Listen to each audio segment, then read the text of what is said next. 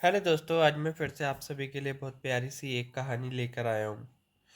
पिछली कहानियों में मेरी आपने सारी कहानियों को देखा, मुझे बहुत अच्छा लगा। पिछली कहानियों में काफ़ी लोगों ने मुझे कमेंट भी किया था, कहानी बहुत अच्छी है, बनाता हूँ। सो उनको थैंक यू। सो चलिए आज की कहानी फिर से स्टार्ट करते हैं। आज की कहानी बहुत अच्छी है और कुछ नए अक्षरों के बारे में सीखने को मिलेगा मिलेगा और इंग्लिश किस तरीके से पढ़ी जाती है हम ये भी सीखेंगे आज। तो चलिए स्टार्ट करते हैं आज की कहानी को। The cows and the lion. काय काऊ को वो कहते हैं गाय, लायन को कहते हैं शेर। तो आज की कहानी हमारी इस पर है। गायस और एस लग गया तो यानी कि अनेक गाय और शेर, गाय और शेर की आज की हमारी कहानी है। तो हम यहाँ तक आज की कहानी अपनी पढ़ेंगे। तो चलिए स्टार्ट करते हैं। 5 cows live in a little forest. Forest यानी जंगल। तो 5 गाय रहती थी एक छोटे से जंगल में। इन यानी में, आ यानी कि एक।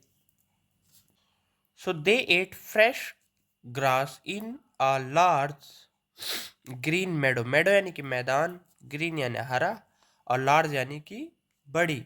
बड़ी बड़ी क्या, बड़ी बड़ी घासें। जैसे कि मीडियम होता है छोटा, लार्ज यानी बड़ा होता है। सो वे खाते थे ताजी बड़ी घासें एक हरे मैदान में। एक हरे मैदान में ताजी बड़ी घासें खाते थे। तो यहाँ पे ये लिखा हुआ है। तो यहाँ तक हमें अच्छे समझ में आ गया और हर एक मीनिंग को हिंदी में मालूम भी पड़ गया। तो चलिए आगे पढ़ते हैं अपनी कहानी को। सो दे वर काइंड फ्रेंड, यानी कि वो थे। वर थे में प्रयोग होता है और वाज था में प्रयोग होता है। वो थे दयालु दोस्त। सो दे डिसाइडेड, यानी कि उन्होंने उन्होंने फैसला लेना या फिर फैसला लिया। उन्होंने फैसला लिया। टू डू यानी करने का। क्या करने का फैसला लिया उन्होंने, ये आगे पता लगेगा हमारे को कहानी में। उन्होंने फैसला लिया करने का एवरीथिंग टुगेदर, यानी कि हर चीज। एवरीथिंग मतलब होता है हर चीज एक साथ। एक साथ करने का फैसला लिया। ठान लेना, डिसाइडेड का मतलब होता है ठान लेना या फिर फैसला लेना।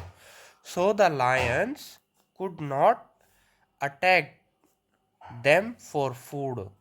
फॉर देम यानी उन पर खाने के लिए, उन पर खाने के लिए। तो शेर नहीं कर सकता।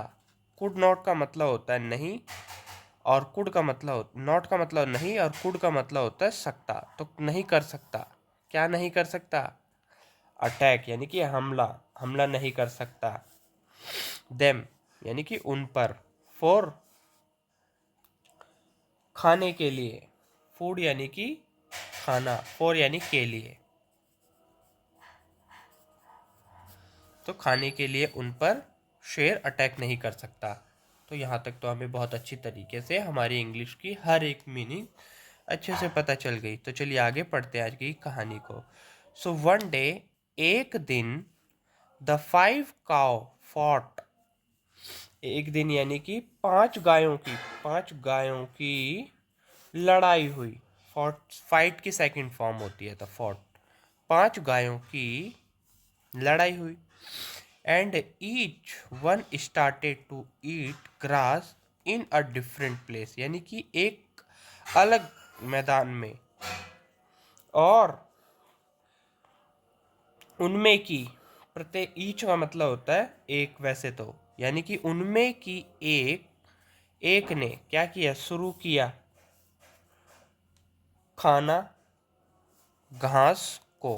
खाना घास को कहाँ, एक अलग जगह में। एक अलग जगह में उसने घास को खाना शुरू कर दिया, उनमें की एक गाय ने।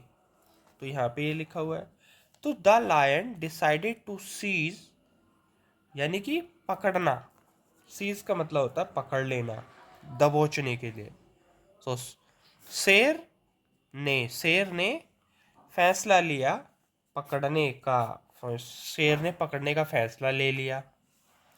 क्यों लिया? द अपॉर्चुनिटीज, मौके का, पकड़ने का, मौके में पकड़ने का, मौके से, सॉरी टी वाई लग गया था, यानी कि मौके से उसने पकड़ने का फैसला ले लिया शेर ने।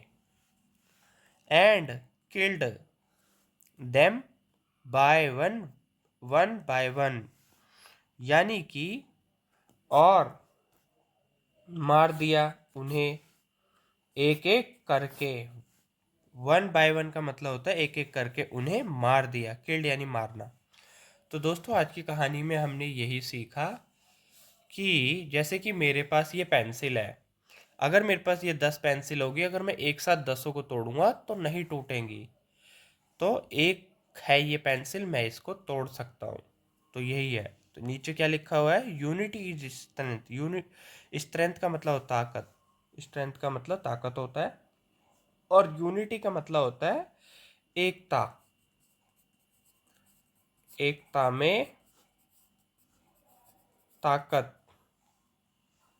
ताकत यानी कि एकता में ताकत होती है, इसका मतलब ये होता है यूनिटी, यानी कि यूनिटी का मतलब होता है एकता। तो आज की कहानी हमने पूरी पढ़ ली, और कहानी बहुत अच्छी थी। और कहानी जो हमारी थी काओ एंड लायन, यानी कि गाय और शेर की कहानी थी आज की कहानी। तो चलिए मिलते हैं अब नेक्स्ट अगले पार्ट में अगले दिन। तब तक के लिए चैनल को सब्सक्राइब लाइक कर लेना दोस्तों, और कहानी को पूरा पढ़ना। Bye bye.